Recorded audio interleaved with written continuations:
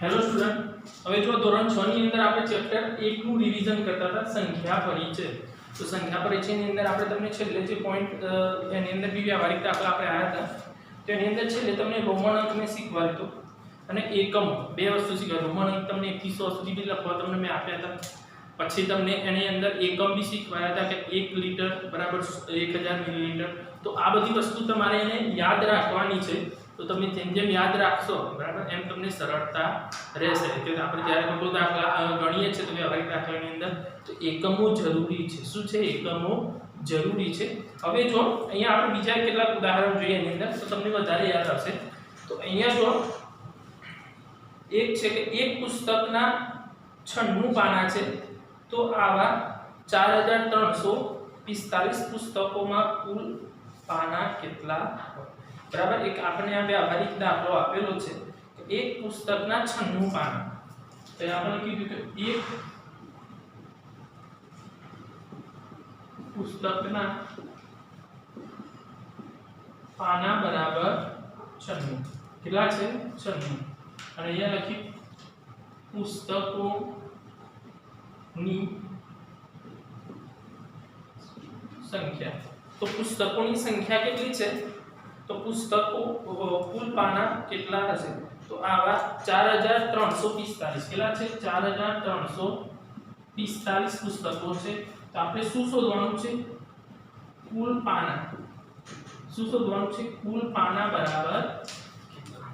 તો આપણને કહી ગયા ને આ પ્રશ્ન છે, ધ્યાન રાખજો કે એક પુસ્તકના પાના 96 છે. કેટલા છે? 96 પાના છે. તો આવા 96 એક પુસ્તકના 96 પાના છે. તો કુલ પુસ્તકોની સંખ્યા છે 4345. કેટલી છે? 4345. તો કુલ પાના કેટલા થશે? તો આપણે એ શોધવાનું છે. તો હવે જો તેને આધારે તો આપણે શું કરીએ? તો અહીંયા આપણે લખીએ કે એક પુસ્તક બરાબર કેટલા? 96 પાના. કેટલા છે? 96 પાના. માટે 4345 પુસ્તક બરાબર કેટલા? ક્રોસ ગુણાકાર કરવો પડશે. શું કરવું પડશે? ક્રોસ ગુણાકાર કરવો પડશે. એની પદ્ધતિ આ રીતે થશે: 4345 ગુણ્યા 96. પણ આપણે શું કરીશું? આ રીતે આપણે ગુણાકાર ના પાવે તો આપણે આ રીતે પણ કરી શકીએ 4345 ગુણ્યા 96. તો આ રીતે આપણે શું કરવાનું છે? સંખ્યાનો ગુણાકાર કરવાનો છે. શું કરવાનો છે? ગુણાકાર. તો ગુણાકાર કરીએ આપણે તો એમની અંદર આપણને દાખલાની અંદર સરળતાથી એનો જવાબ મળી જશે. કે આપણે જે જવાબ લેવાનો છે જવાબ આપણને સરળતાથી મળી જશે. હવે એનો ગુણાકાર કરો 2m છે તો 0 લખી દીધા આપણે. હવે આપણે જે લખવાનું છે બરાબર, તો એની અંદર આપણે જોવાનું કે કઈ રીતે આપણે લખવાનું છે. હવે જો તો અહીંયા 9 × 45 નો 5 રો વધી 4, 9 × 36 ને 4, 40 ની 0 વધી 4, 9 × 27 અને 27 ને 4, 31 ને 1 વધી 3. પછી જો 9 × 36, 36 ને 3 39. કેટલા થશે? 39. તો એનો આપણે જે સંખ્યા આપણને મળે છે એ સંખ્યા આપણે જોઈ લેવાની છે.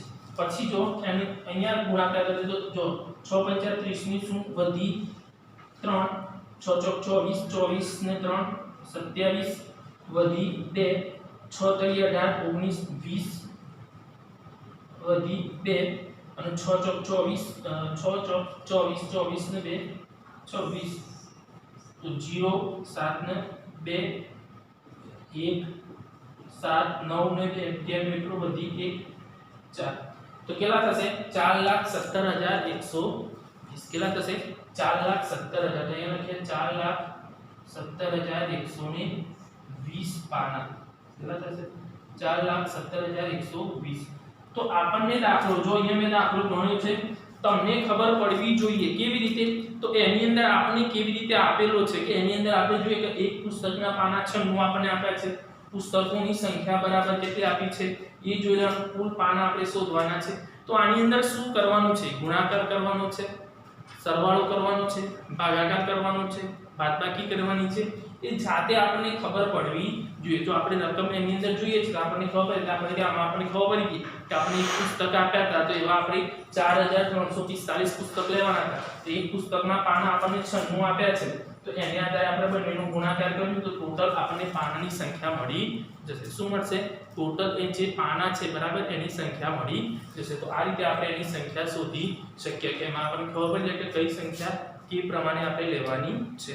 હવે જો આગળનો બીજો દાખલો જોઈએ આપણે. તો બીજો એક દવા બનાવતી એક કંપની પાસે 5 લિટર અને 500 મિલીલીટર દવા છે. તો એ કંપની જોડે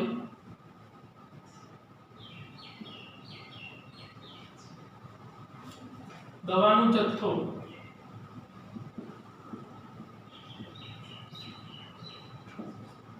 કેટલો છે?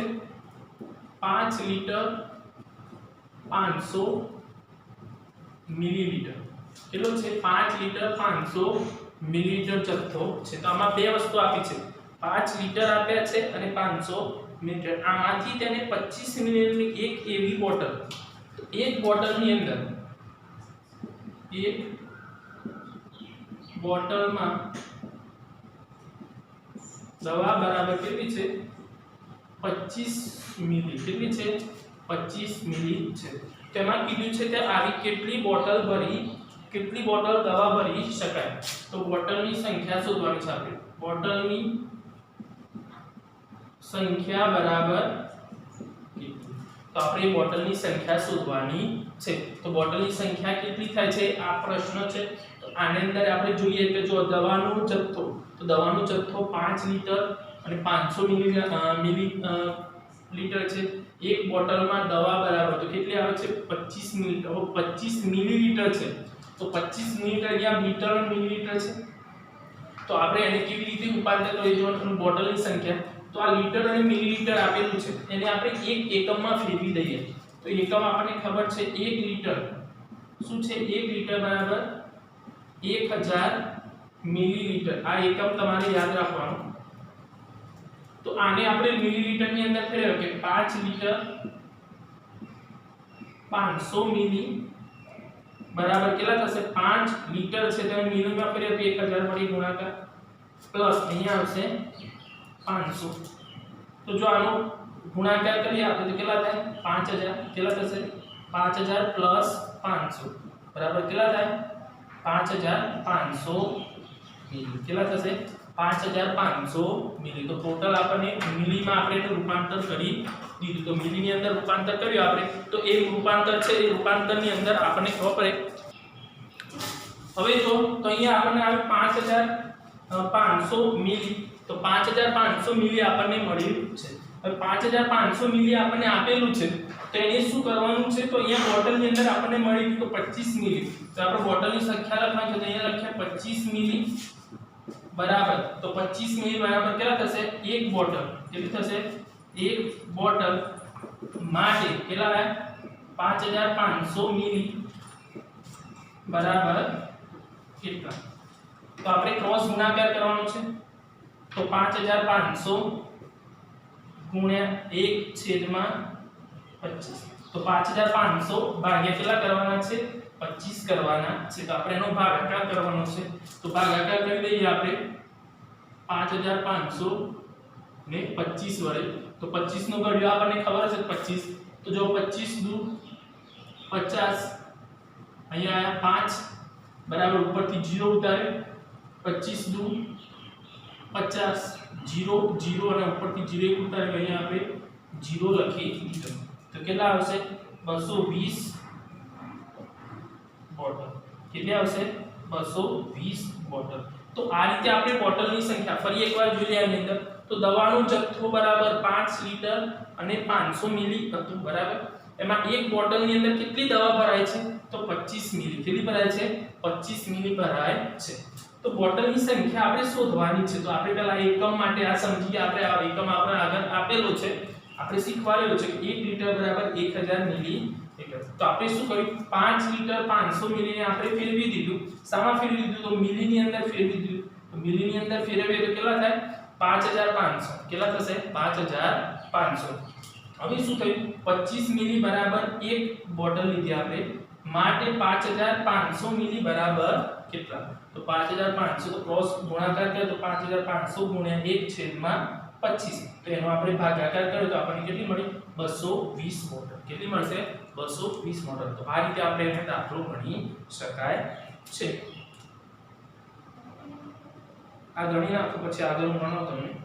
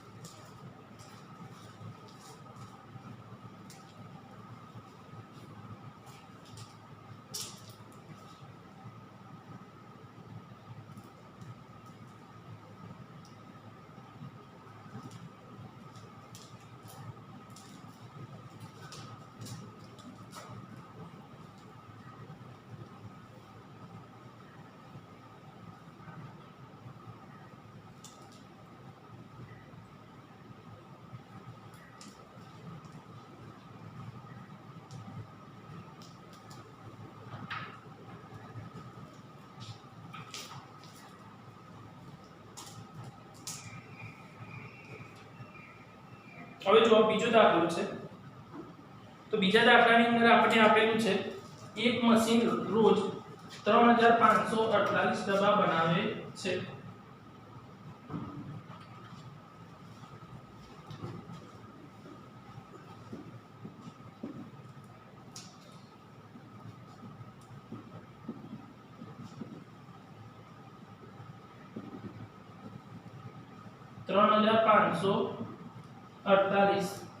આ મશીન માર્ચ મહિનામાં કેટલા ડબ્બા બનાવશે તો આપણે માર્ચ મહિનાની અંદર તો એ માર્ચ મહિનાની અંદર આપણે કેટલા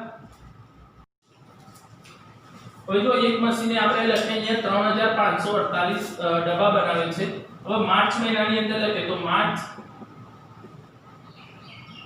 માર્ચના દિવસ કેટલા થશે 31 કેટલા થશે 31 એ આપણને ખબર હોવી જોઈએ અમુક મહિનાની અંદર 30 દિવસ હોય અમુક ની અંદર 31 દિવસ હોય તો એ આપણને ખબર છે કે 30 થાય છે કે 31 તો મને 31 થાય તો આપણે આને કરી શકીએ ને તો એક દિવસની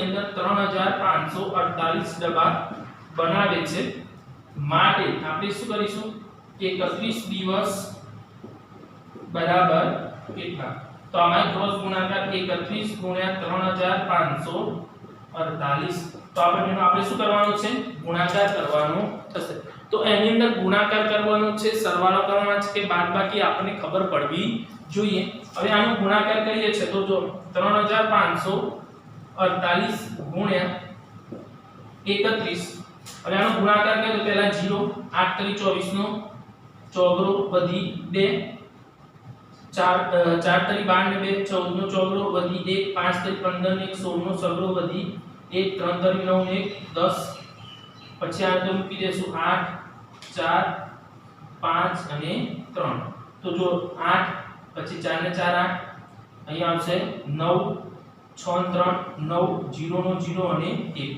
1,09,988 1,09,988 988 નંબર। તો જો વિદ્યાર્થી મિત્રો આ રીતે આપણે એને કરી શકીએ કે જે આપણને આપેલું છે તો આપણને ખબર પડવી જોઈએ કે કેવી રીતે આપણને આપેલો છે દાખલાની અંદર, તો જો તમને ખબર પડશે તો તમે સરળતાથી એને આપણે કરી શકીએ છીએ કે એની અંદર કેવી રીતે આપણે દાખલો તો આ રીતેનો ગુણાકાર આપણે કરવાનો આવે છે। તો ગુણાકાર કરીએ તો આપણે કેવી રીતે એને કરી શકીએ છે। હવે જો આગળ આપણે જોઈએ બીજો દાખલો જોઈએ છે આપણે। તો એક વેપારી પાસે રૂપિયા 95,417 હતા, તેમાંથી તેને 95,000 પછી એમાંથી એને 19,986 નો માલ ખરીદ્યો, તો વેપારી પાસે કેટલી રકમ બાકી રહી। તો આપણને એની અંદર ખબર પડે કે વેપારી પાસે, તો અહીંયા લખીએ આપણે વેપારી પાસે રહેલા રૂપિયા, તો વેપારી પાસે કેટલા રૂપિયા હતા તો રૂપિયા 95,417 રૂપિયા, કેટલા હતા 95,417 અને માલ ખરીદ્યો એને, તો માલ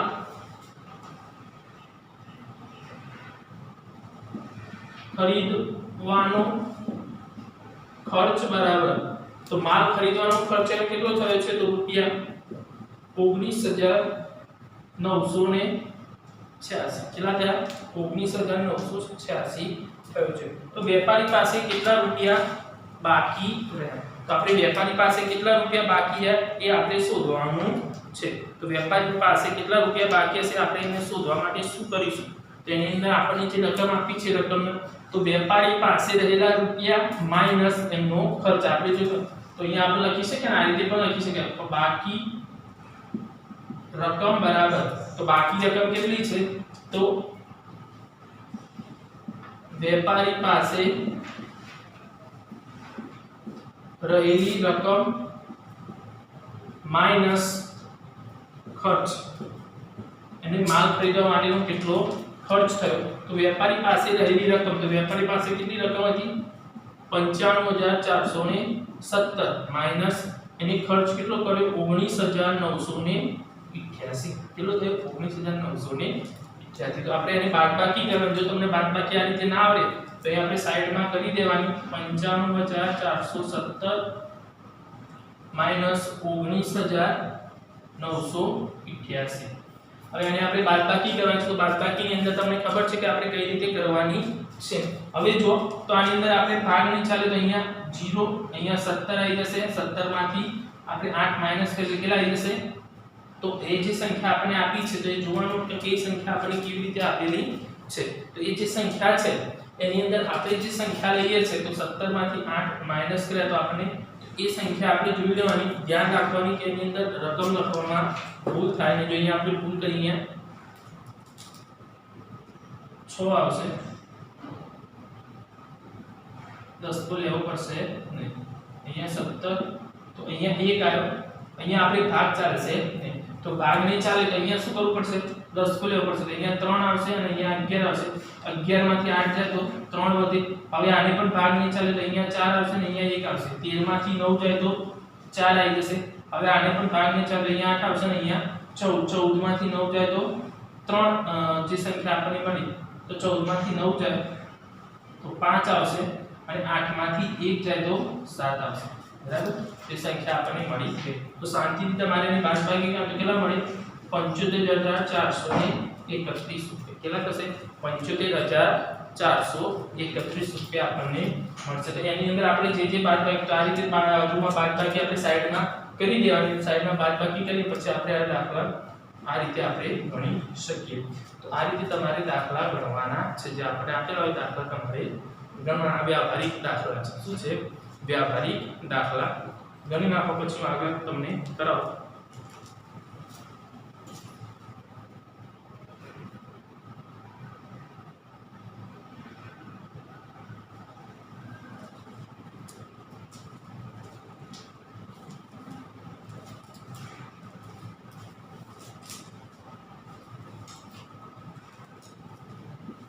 અહીંયા એક દાખલાની રકમ લખું છું કે તમારે ઘરેથી જાતે કરવાનું છે.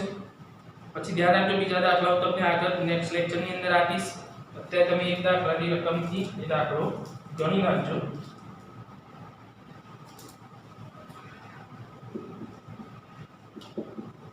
એક કંપની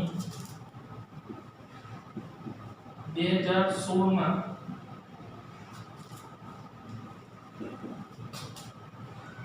3,72,578 સ્કૂટર અને 2017 માં 4,18,655